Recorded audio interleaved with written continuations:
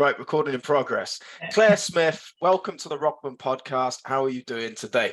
I'm doing very well. Thank you very much. Very well. What have you been up to tonight? I know we just had a little brief discussion, but be interesting for the listeners, I think.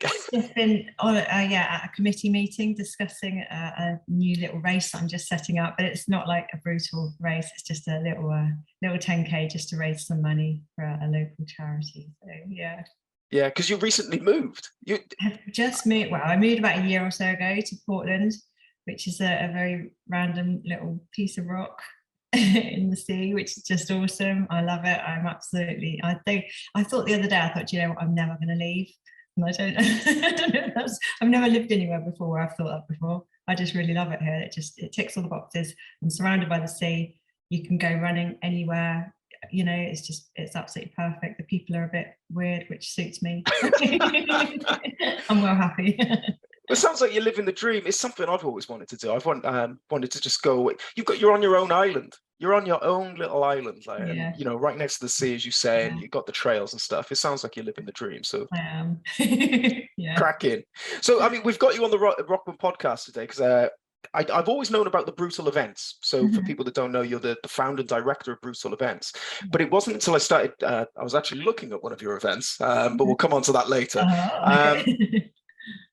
But I came across yourself, the founder, and I looked at your backstory and I thought it was absolutely fascinating, and it really resonates with what we're doing here at Rockman. So I'll give you I'm going to do it a disservice, but this is a quick breakdown of sort of who you are and what you do. So first and foremost, is that right? You're a graphic designer, mother of two, but you are not only that, you're the first British athlete to do the double-decker Ironman in 28 days. So for also people that don't know, a single-decker of Ironman is 10 Ironmans. So this is 20 Ironmans all put together. As I've mentioned, you're the founder and director of Brutal Events, which do some of the most intense, what would you say, triathlons, right? Extreme triathlons in the country.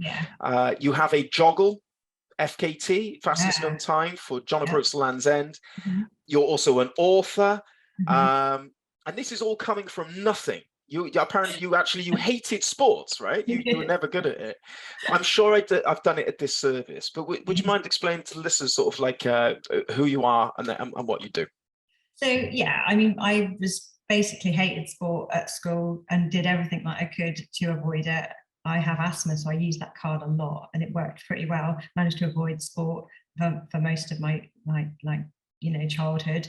Did a little bit of rowing when I was a teenager, which I did quite enjoy, but not enough of that. And then started running when my daughter was born, and I was 20 then. So that's sort of what got me into running. I was a graphic designer then as well, so I was kind of normal-ish around that point in my life. And then it was sort of later on when I got into like marathons and then Ironman accidentally, which then kind of changed everything. And then I went all a little bit crazy. You fell in love with it, I bet. Is that what? Well, that's a kind of funny one actually, because triathlon, it's not been like a, how can I say this, because I run a company that runs triathlons. I've always struggled with it because there's a lot, the running I'm pretty happy with, but I couldn't swim. So when I basically first came across Ironman, I thought it was like a Tough Mudder. I've told this story so many times. Is this why it was an accident? You signed up, yeah.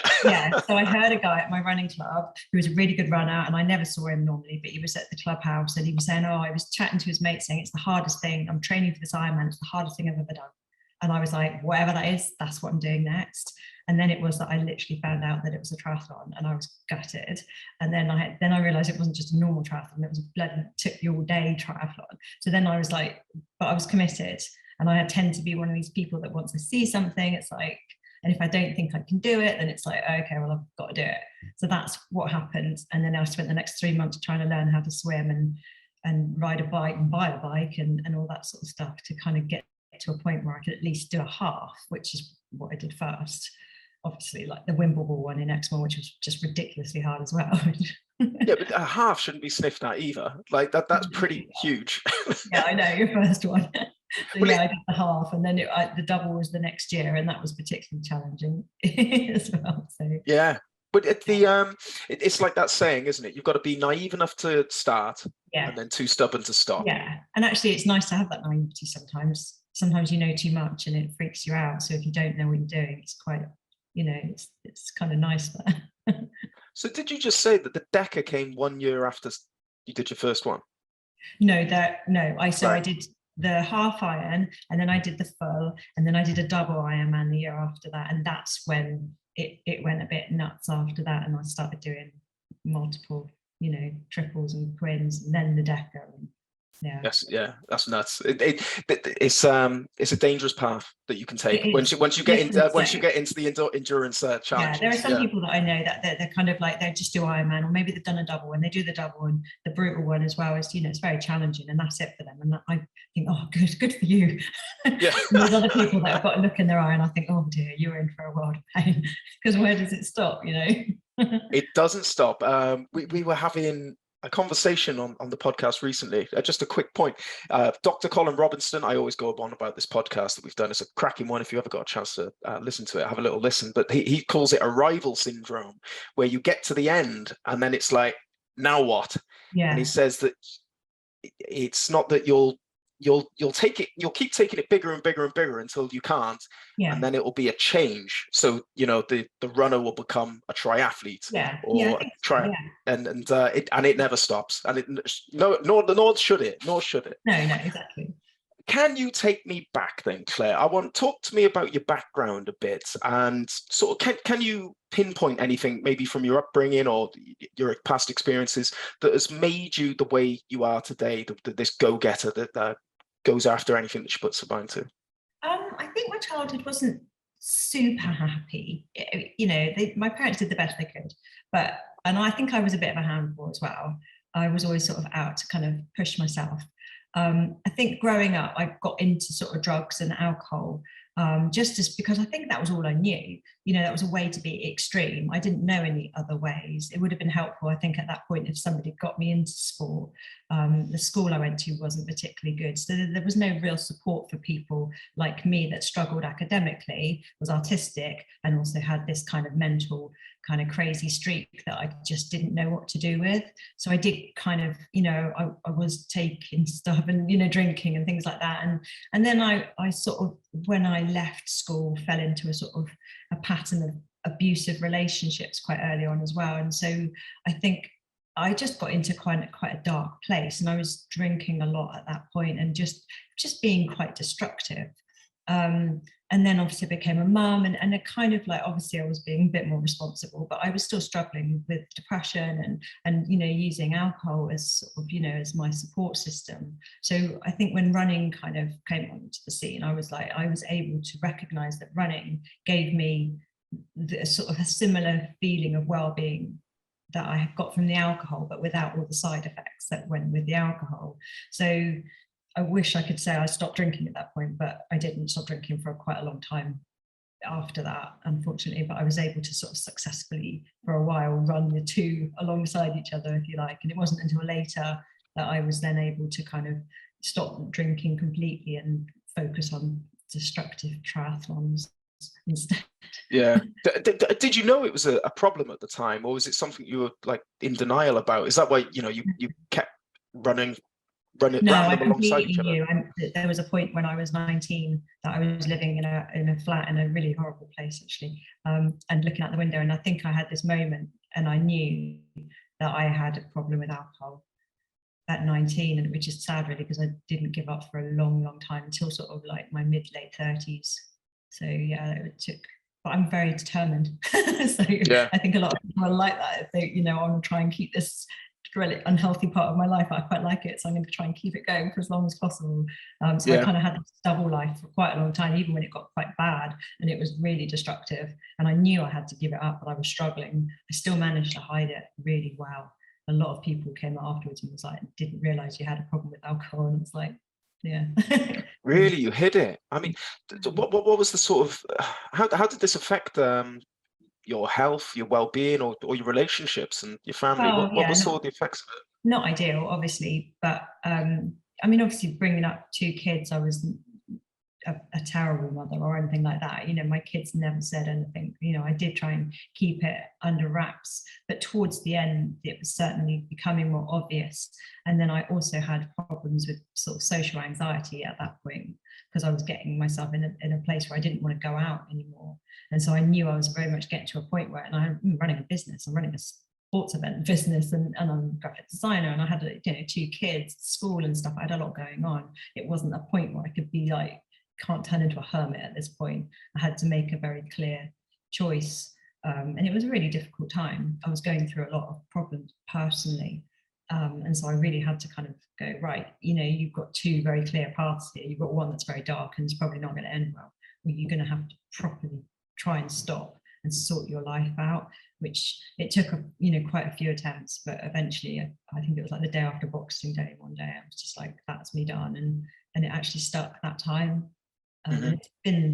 It's the hardest thing I've ever done, because it takes true commitment all the time. I'm like 9-10 years on now, and it's my biggest achievement, really, because I think, being brutally honest, I probably would be dead if I'd have continued the way I was going. So yeah, it's something I was really embarrassed about it for a long time. And then when I wrote my book, I was like, you know, you need to be honest when you're writing an autobiography. You can't sugarcoat it, because I wouldn't read a book like that. So I had to, writing that chapter was horrible, and it was painful, but at the same time I had to be really honest about the struggles I've been through. Was it because you felt like you were sharing it with the world? Was it because you had to be honest with yourself? Yeah, I mean, I'm too honest with myself sometimes. I think it was just the fact that because I was able to hide it, and also because I was, you know, brutal was sort of out there as well. I didn't want people thinking badly of me, I guess, and me sort of saying, you know, whilst I was setting up the event, I felt like, you know, to say to people like I was struggling then, you know, it wasn't like I stopped drinking and then started brutal. It overlapped massively. So it was, I don't know, I just felt a bit, but then the feedback I've had from people has been so positive, that it was worth it, you know. Oh, absolutely. I don't know if you're familiar with any of my stories, but I come from a similar background myself, and I you know, I'm not going to pretend that I had it as bad as what you're saying, Claire, but like I have my troubles with sort of alcohol and, you know, a few recreational drugs and stuff, and it is that sort of slow burner, isn't it? It's I know you're saying it's very hard to give up, and I know it is, because, well, especially smoking's a great analogy. One fag or one drink will not kill you. It really won't. Like, you can do that. So to not have that fag or have that drink is really hard, because, you know, on their own it's harmless, but it's the accumulation over time. I could just do like one, like, you know, I often look to people and think, how can you just have 1 glass of wine, or even 2? It's like, I have 2 glasses of wine and that's it, I'm gone, you know. Just like, it's the bottle every time. You've got to finish the bottle off, like, you've got to finish the bottle off. But I don't know if you're familiar with Jordan Peterson, a famous psychologist on the internet, but he's got a quote, and it's a fantastic quote. He said, "The question is not why do you do drugs. People should not ask people, why are you doing drugs, or why are you drinking alcohol? The question is, why don't you? Because, you know, let's be honest, they are fun, you know." But like but they comes with a lot of baggage and problems, and, you know, health and relationships and stuff, and you need like a responsibility, a reason to not do it that's bigger than yourself. And I believe, you know, what you maybe found in the challenges was a reason to not have that drink, because you got to get up at 6 a.m. and do a run or something. And I think, I mean, I fully think that if you're an addictive person, if you've got addictive personality, there's no point thinking you're going to be able to give up one thing and not replace it with something else. And I think there's a lot of stigma, like, oh, you just replaced, you know, that addiction for another. Yeah, I fully have. And that's fine. I had to do that, because if I didn't do that, I'd still be doing the other thing. I've always called myself a dopamine addict. I really am. I am a dopamine addict. And whether it's, you know, a lot of the times it was perhaps the drink, the smoking, the junk food and stuff like that. But I've replaced it now, and like my work ethics really, you know, I'm going to blow my own trumpet here. My work ethic's really strong, but it's because I'm chasing that dopamine addiction of achieving something and work and the running and the challenges. So yeah, would you agree? Like you're it's that dopamine. 100%. Yeah, 100%. Let's move on to your challenges. I want to talk about your challenges now. So what have I got here? I've got my questions. What do you get from them then? Like, why do you do these challenges? I mean, I see something, and if I can't, the thing that makes me want to do it is if I don't think I can. So, and I think I just enjoy that sort of thinking, you know, I get the buzz from that. And then I'm like, so how am I going to do it? You know, so it's, if you break it down to the Ironman, it's like, right, well, I can't swim very well, so I've got to learn to swim. I've got to properly then do the front crawl thing when that's quite hard. And then it's a bike and all that. And I quite like going through that. You know, I've kind of got that troubleshooting personality, and I like to be able to go through and sort things out. And it's just that sense of achievement that, you know, I can do this. And also that it also just pulls you through like life and stuff. So when I did my first Ironman, I was literally getting divorced at the time, or I'd split up with my husband in that same sort of 6-month period.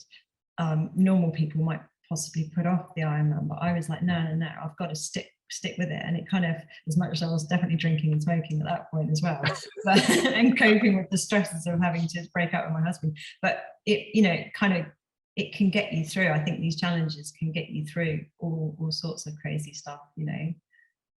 Yeah, I suppose the idle thumbs are the devil's playthings. Oh, sure. If you've got nothing to put your attention on and take up your time, that's when you're going to go and look at the bad stuff. Yeah. Where did this double decker come from? Why did you do the double decker? And why? So, yeah, like, because I could. Yeah, well, I suppose because it took you 28 days, man.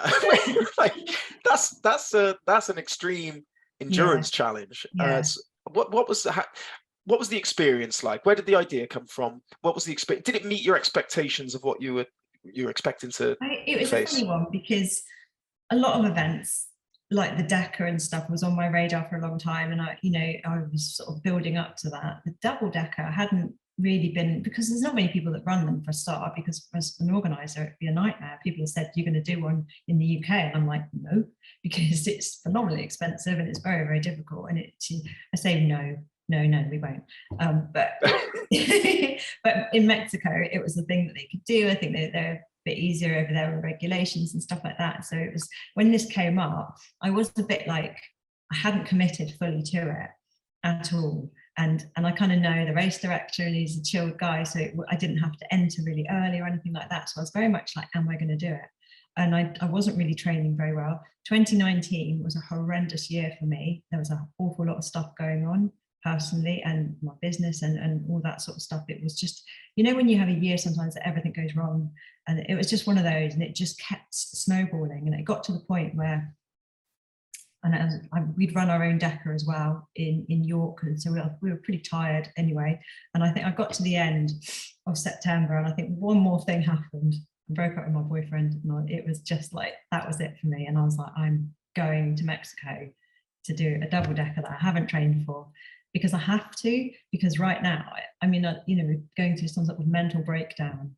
And I just thought the best thing for me would be to go to Mexico and focus all of this depression that I was really at probably one of the darkest points that I'd ever been in my life. And it just seemed to make sense to me that I could go somewhere and just focus on ticking the miles off. And just, that's all I needed to focus on. And every mile I got under my belt was an achievement. So, and it took 28 days to finish it, but also it took 28 days for me to get to a point where I felt like a human again, like I felt okay. And I finished it, came home, different person.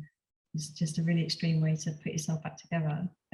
Yeah, it's an extreme form of therapy, that's for sure, isn't it? Yeah, I don't recommend it to everyone, but it did work a treat, to be fair.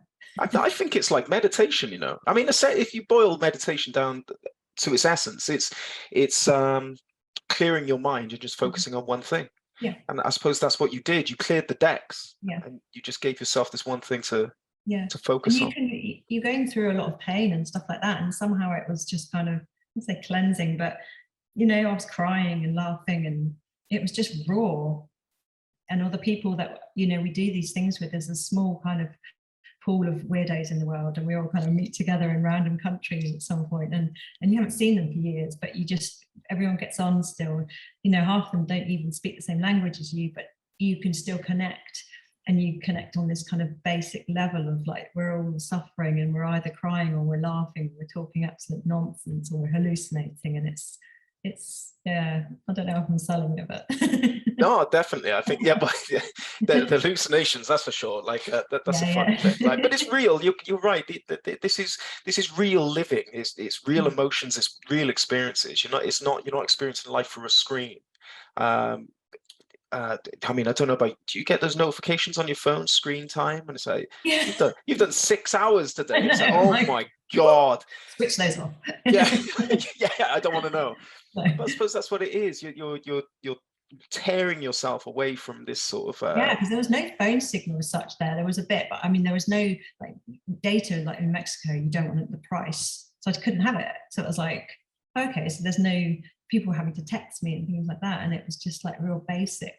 So yeah, it was a great kind of break, and it was just like going around a park in Mexico where there was goats and possums, which I've never seen before, and you know, and it's just like, and all these different people, and it was just like, yeah, a real incredible experience. I bet. But what's been your hardest challenge, or you know, the biggest test? I think probably the JOGLE, because I did that self-supported, and it was just kind of brutal, and also I didn't really know what I was doing. Like you were saying about no sense of like geography and stuff, I got no sense of direction. I don't know where I am half the time. Even when I'm just like local, I'm still lost. So that was challenging in itself. And then just having to like sleep wild camp for quite a lot of it, carrying all my own like kit, having punches all the time, and just, yeah, there was a lot going on there. And then I get kind of a nerve pain with my feet and my back, and that was, so I basically could do about 40 miles a day, but those last 10 miles were excruciating. I'm not exaggerating. And it's a pain that you can't really take anything for either. So it's just like, it's mental. So every day I'd get that as well. And then obviously the blisters and blah, blah, blah. So there was a lot going on with that one. So that was probably my hardest. Yeah. So what was the record you got on that in the end?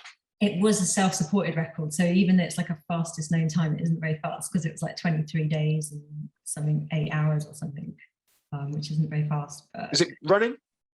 Well, yeah, I mean, I was running, not a huge amount. The first 10 miles of every day I'd run, and then the rest of it would be run, walk, and then the last 10 miles would be just crying.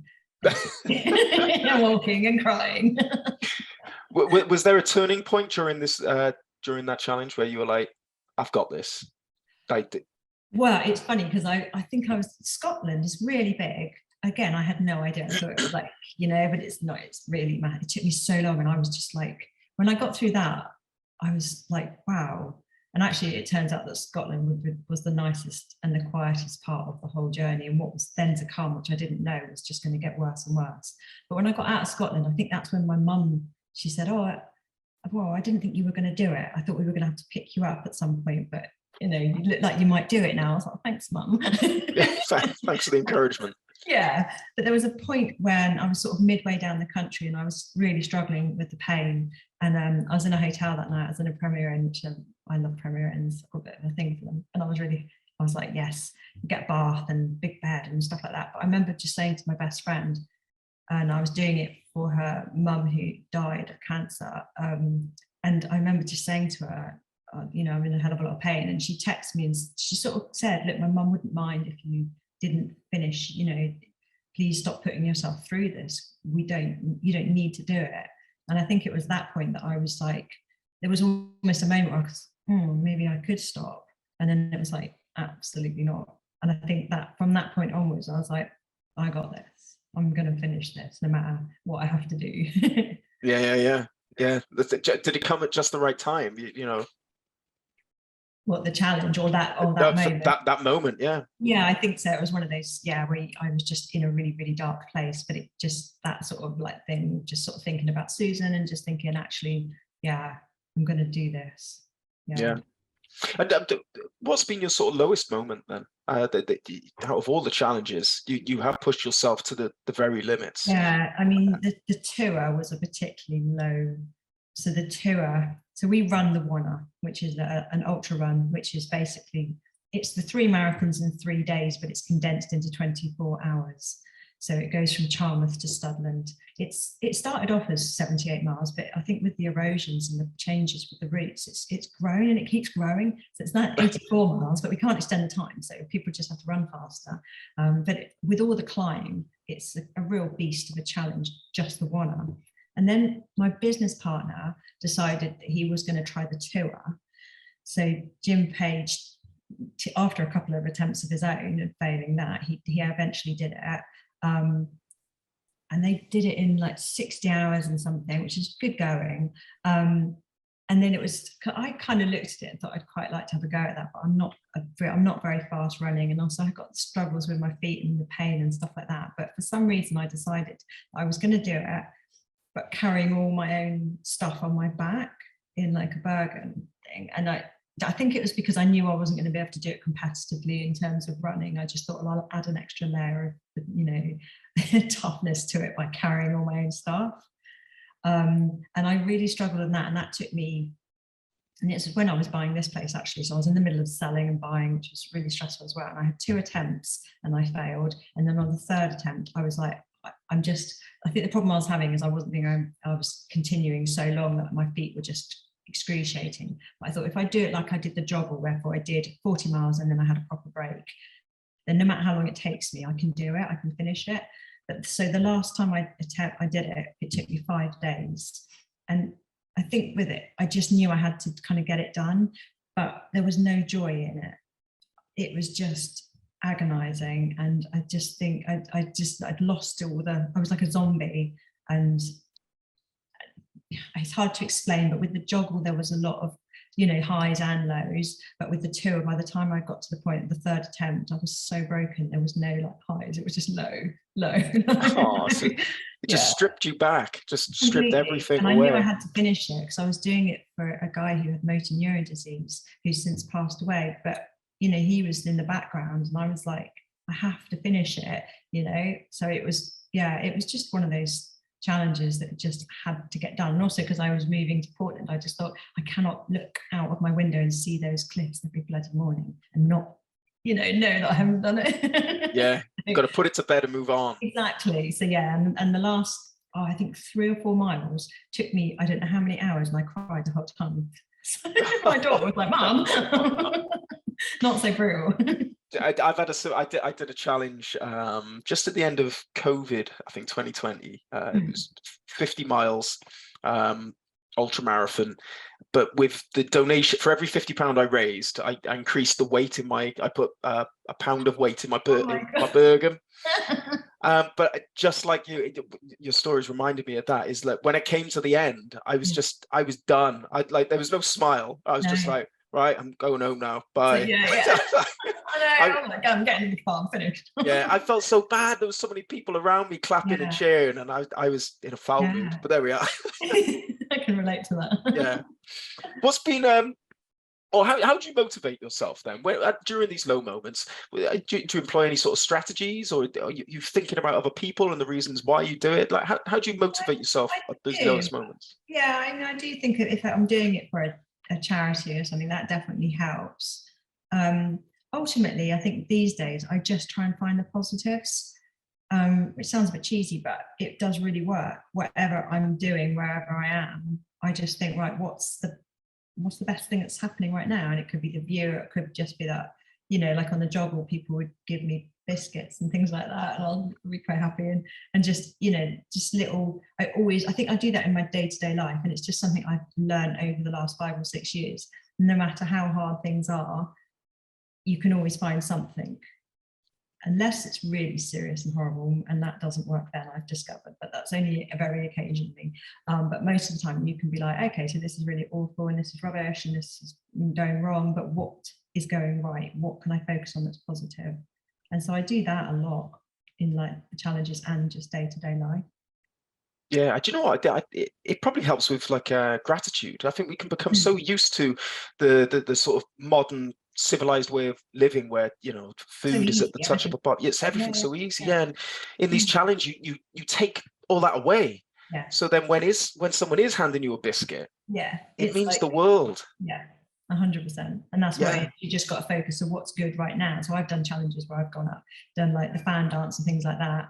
And it's just like, it's horrendous. It's like the middle of the night going out, huge pack on, don't know how I'm going to like cope with it and everything. But you know, what's the challenging, what's the good thing about it? I've just overtaken the bloke, but you know, he wants to be in the army. That's pretty good. Yeah. Well, how much does that inspire you to, when you're running? Do you ever do you enjoy beating people? No, I'm not very competitive because most of the time I am at the back. So but having said that, when I did the double decker, I did have a few goals in mind. So the first one was to do, make a real good effort with the swim. So that was 48 miles and it was in a pool. And I just wanted to make a really good effort because I wanted to impress another race director who had then hopefully give me a place in the Arch to Arc event. So, which I did. And I actually surprised myself and mostly everyone else because I think I was like second out of the water out of everybody, which was Really? weird. I know, right? I'm still to this day, like, I don't know how that happened. Mainly it's because I'm quite organized and I didn't do any faffing. A lot of the other athletes were getting in and out and moaning and stuff. And I was just like, we're getting this done because it's disgusting. So I kind of cracked on with that and got that done. So that was like the first goal. And then the second, I think, was to podium. And it's to say to podium in an ultra race there's only like 5 girls. Yeah, it's not like Hey, take it. I know exactly. Yeah, people don't have to know. And Yeah. I'm happy with that. So that was, I wanted to, I just wanted to be third, not fourth. That's all, because I wanted to be able to say to my kids, and I managed just to do that. And then the other one was just to finish. So it was like I had these 3 kind of goals. And, at one point it looked like I wouldn't even finish at some point when I was really injured. And there was another point when it looked like I wouldn't be able to get third place. So it's just still having those goals. I've still got to finish, still got that left, Yeah. Yeah, multiple goals and stuff like that is a really big thing for me. I suppose that's the thing. Like these are largely battles against yourself. They really are. Yeah. But then you do get these sort of cherries on the top if you manage to actually beat all the other buggers. I find that quite stressful. I did the 1 a day Quim, which is just like 5 Ironman in a row in Switzerland one year. And I realized at one point I was actually like second place. And again, there was only 3 girls in the race. And one of the girl in the lead, she's like an age grouper. You could tell she was really good. And I was never, but when I realized I was second, I was disappointed. I was like, oh no, because now I was like day 2, I'm now going to have to race to keep that second place. And it was so uncomfortable. It was like, there was moments where I hadn't eaten for hours because I was like, ah! And I was like running out of the pool, like half undressed. And I'm like, what's happened to you? I don't do this shit. So I don't like that. I feel like the pressure. It's hard enough doing these events without having to I don't know how the pros and stuff do it. I mean, it's a horrible feeling, like looking behind you and thinking, shit. Yeah, constantly. Oh, Imagine being at the front. Yeah. Oh. Imagine being at the front. Oh my God, the pressure. It's not for me. No. What's been your biggest lesson through challenges? Has it taught you anything? Has it taught you anything about yourself? That I'm just really stubborn. I'm trying to think what else.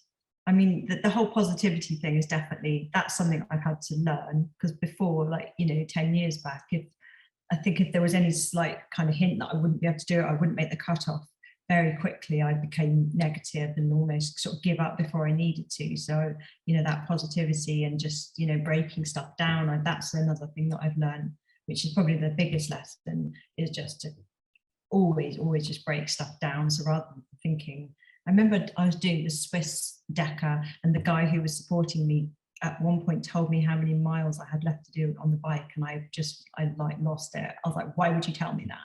He's like, you have like 900 miles left on the bike. I'm like, no, I don't. I have X amount of laps, because in my head it was laps. The minute he told me miles, real world, it just, everything crumbled, So it's just like, how can you, if you look at the mileage on anything when you're doing a big challenge, it just breaks, even like a marathon, it just breaks you. So don't just look at it as like, I think we was like, when I was trying to do a marathon with my friend, we were saying, right, it's like you've got like 3 more 10Ks to do and then a 5, you know, it was like nonsense talk, but it works, you know. 100%. And you can carry it through to real life. That's I anything. do all the time. So when you're overwhelmed with like, yeah, selling your house or doing up something, like I did my kitchen a few years ago, and it was just like, I am like the queen of lists, you know, and just like a list of things to do. And then it's just like, right, then break that list down to another list. And you can, it's amazing what you can get done by just breaking it down, you know, not overwhelming yourself. Yeah, absolutely. So where did brutal events come from? But like how did that come about? That was kind of an accident. Most things seem to me like, you know, it's like, it's not like I was like walking around thinking, I wish I had an events company. You know, it's not, that totally didn't happen. I was, so I did the double Ironman, which was like, I think 2009. And I did all right with that, but that was somewhere called Lichfield in Birmingham. And it was, without being disrespectful to the people of Lichfield, it was really boring. It was just like, it was from a leisure centre car park, and it was the most, yeah. So, and I think maybe 6 months later, I just was thinking, wonder what it'd be like if you put on a double Ironman somewhere a bit more challenging and a bit more, you know, nice, you know, stunning. And I did the Snowdonia Marathon, and I'd never been to North Wales before, so I was driving.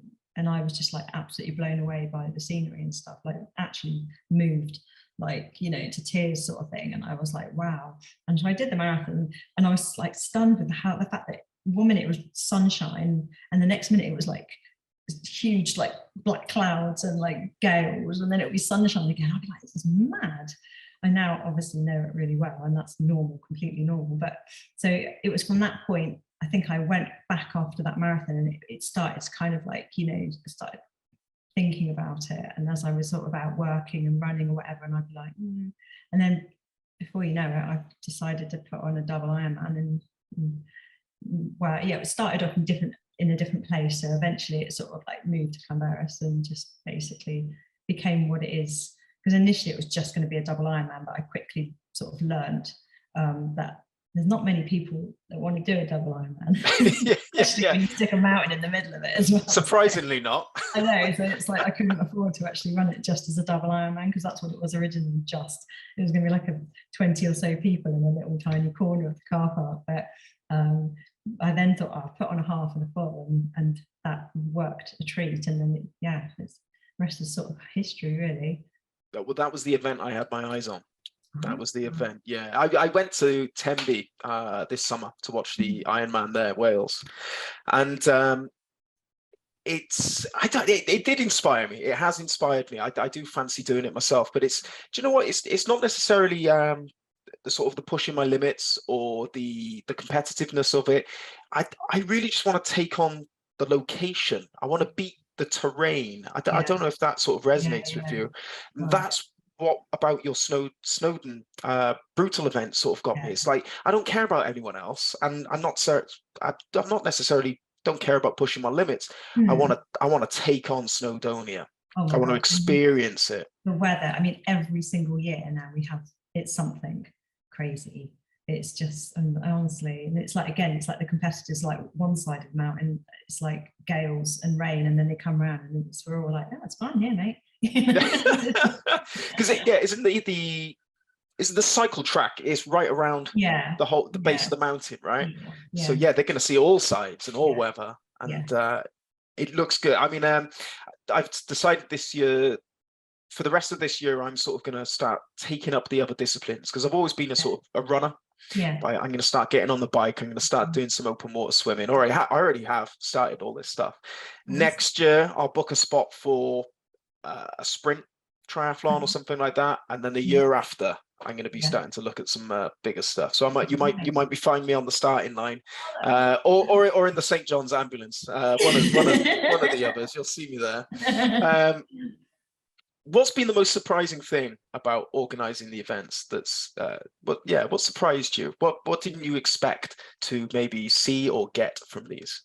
I mean, the community that's been amazing.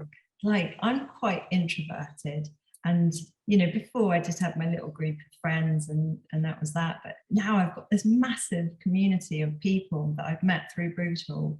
And yeah, it's huge. And then every time someone kind of comes and does the event, they join it, and then it just grows and grows. And I'm so surprised with that. And the crew as well. You know, it's more or less the same sort of crew right from the start. And it's just having made these great friends and all these different connections all over the world. I love that. That's amazing. That really is, that blew me away, because I didn't realize that was going to happen, for sure. Yeah, I bet. That's one of the best things about Rockman, which I found, is the building the community and the people you meet, and the stories they share and the experiences and stuff. It's that really blows me away. And how your event or brand can touch them as well, you know, and that's really powerful. Something you've created that means so much to people. It's life-changing to some people. I thought that was like when I was in 2019, the year of doom and gloom, I was really low just before we ran the event, and I said to my friend at the time who did all my events, Jim, and I said to him, I don't think I can go on anymore. I just can't. It's just too much. With all that, it's just not just the actual events, but the running of the business and the finances and stuff like that. There's a lot that goes on. And he said, you can't stop. And I was just like, and I'd had a few business partners in the past, and they've never really worked out, because it's not a big money-making thing unless you're Ironman, which I don't want to be. But at the same time, you can't have a business partner who wants to make money. It's nice if you make some, but it can't be your driving force. It's got to be. So it's almost like having a business partner who understood that, and that came in the form of Jim. And he basically said, you know, I want to get involved. You can't shut it down. You can't stop it. It's brutal, you know. Think of everyone else. Don't worry about you. But he's now, you know, and that's really sort of helped me, just, you know, giving me energy and just having that support of having, you know, someone else's life ruined. I joke about that, but he's just like, oh. But he's retiring. He's retiring next year, so he can actually have a bit more, because it's hard running this. I used to have like loads of other jobs as well, and it was like running the business at the same time it's quite challenging. So but having his support, just having someone else to, you know, just say, oh, you know, because we have issues with council and all that sort of stuff, that it's quite serious. So, and there's a lot of pressure because people are training for a big event, you know, and you've got to get everything, all the boxes ticked and stuff like that. So yeah, I'm much happier now I have someone to help me, for sure. Yeah, it sounds like you're doing it for the right reasons, and I think that's going to be a driving force for you. It's going to make your events more authentic and honest, but also I think people can see through it. If you were like a big multinational just trying to do a money grab, they'd see through it, and maybe that's sort of why they're committed. That's what an idea. And we kind of had it in the past when people have sort of said, oh, grassroots events, and I've taken it a bit the wrong way, if you like taking it personally, and I'm like, how can we look bigger and be more like Ironman? But now actually I'm thinking, I don't want to be like Ironman. If you're a minute over the cutoff, you're out, you know, unless it's the 1 hour, because we have to be strict on that. You know, we kind of are quite flexible with our cutoffs to a point, but you know, we want to see people finish. And if there's something that we can do to help you finish, we will. You know, if it's something strange that you need buying and we can get it for you, we'll do that. And I think that's a lot of ultra endurance events that I go to are like that as well. The race directors and the crew are really invested in the athletes finishing and stuff, you know, being part of their journey and that. So that's important. Oh, absolutely. Ironman for sure. Yeah, but I mean, I'm guessing on race day, you almost know every single face on that's turning up to the line, I'd imagine. It can get a bit like that sometimes. Yeah, like I never understand sort of why people would. Well, I do understand, like, you know, like the Nikes and the Adidases and stuff like that. They just want your money, man. You're just a number to them, and I guess people are drawn to them. Want to do like an Ironman, and I get that. I did myself, you know. Yeah. I think there are some people that will stay with Ironman and they'll just continue to do them all around the world, and that's fine. But if you want a different experience, and a lot of people do, and you want a more personal experience, especially if you're then building up to a double and beyond, you know, it's good to kind of come to us and yeah, we'll make you suffer. Yeah. Oh, yeah. Oh, you'll make them suffer, all right. I said, what's your understanding of resilience then, and mental resilience, and sort of what importance? Where do you put it in the hierarchy of importance when undertaking these challenges and or life? I mean, yeah, being resilient is super important, but what does that mean to you? It's like resilience is a bit of a strange one, isn't it? It can mean quite a lot of different things, and I don't know. I mean, I just have a number of things, like I've said already, that I do to try and remain resilient in these situations, and it's letting go of things that you can't control. I remember someone said to me years back when I was stressing about the event, and the weather was bad for a change, and they said to me, "Can you control the weather?" And I was like, "No." And they were like, "Right, then you don't. What can you control?" And so that became part of, you know, me becoming more resilient, less stressed about things that I couldn't control, and concentrating on the things that I could, and making sure they were like all squared away properly, you know. So it's a combination for me. It's just like the staying positive, being able to kind of change stuff and not be freaked out by having to make decisions very quickly, go in a different direction. So being able to be flexible, and just staying positive. And It's good. So some key words you said then is flexible and positive. And it's quite funny, isn't it? Because I think a lot of people will go, "Oh, I'm not mentally resilient," and they see it as maybe a strength, you know, like I think a it's brain wrong. with two biceps. Yeah, But it's like it's actually break it down. What does it actually mean? it's a What does it look like? reframing.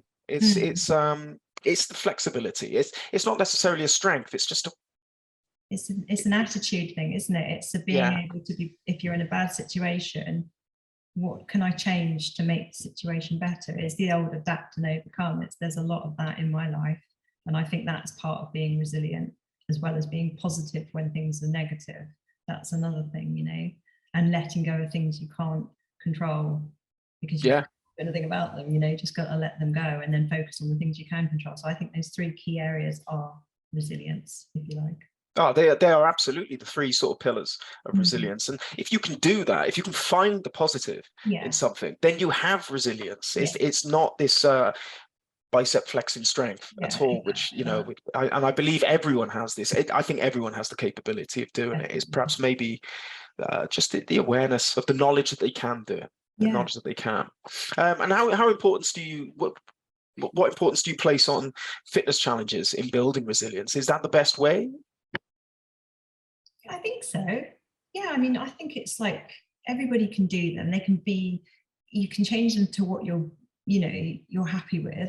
So you can go and do an Ironman, but an Ironman might be way too much for somebody, you know. So what about a 10-mile walk on the coast path, which is pretty challenging? You know, how can you make it more challenging? Adding some weight, perhaps, or doing it in the night, you know. I think you can do anything, but you've got to push yourself.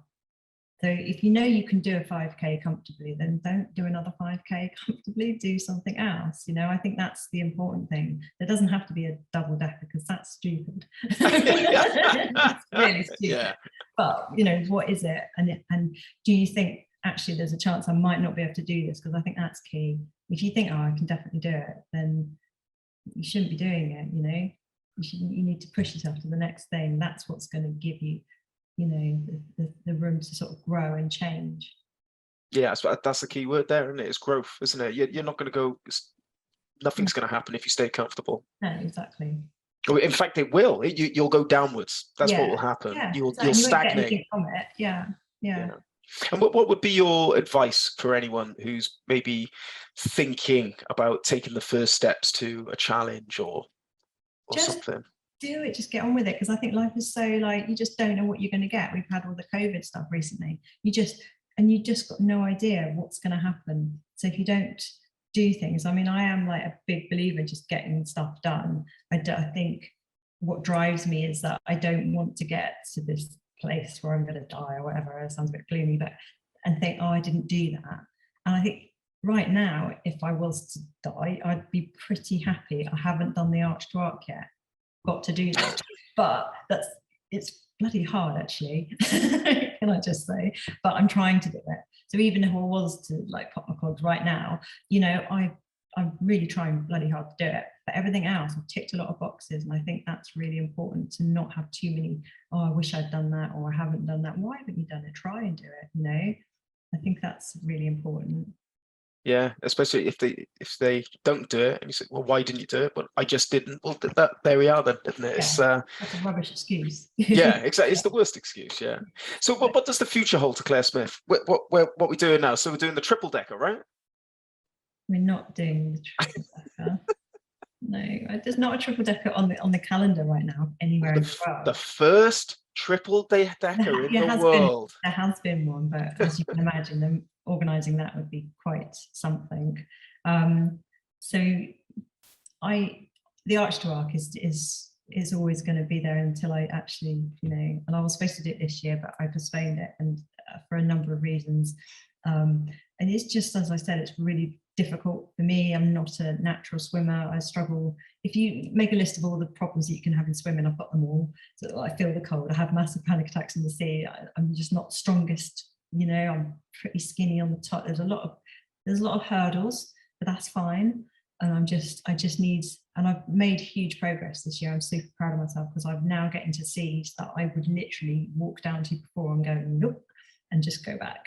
Now I get into the water and I'm like, it's kind of, I won't say fun, but I'm so proud of myself when I get out, and I've been chucked about all over the place, and I've coped with it, and I've made progress. So that's great, but I just didn't feel, and a few closest people around me didn't feel I'd made quite enough progress, and the channel was incredibly difficult. I think when we said about it's good to be naive, sometimes I almost wish I had the naivety that I know too much about the English Channel, I think now. So I think maybe I'm freaking myself out. I kind of wish I didn't, you know. So it's the Arch to Arc next year in August. So it's pretty much full steam ahead on that. And if people want to follow you and your progress on that, where can they find you? So yeah, Instagram is Brutal Cla. My website's brutalcla.co.uk. So yeah, all of that stuff on there. And if people want to sign up to one of your events, where can they find all that? Brutalevents.co.uk. Yep. Same with the Facebook and everything. So yeah. Simple. Thank you, Claire. Love that. I thought it was a fantastic episode. Yeah. So thanks for joining us and sharing your stories. Cool. Thank you. Crack it. Bye. Bye. At Rockman, we provide the challenges, sportswear, content and community to motivate you to push your body, strengthen your mind and achieve your next level of health, fitness and mental resilience. You can sign up and become a member of the team at rockman.co.uk.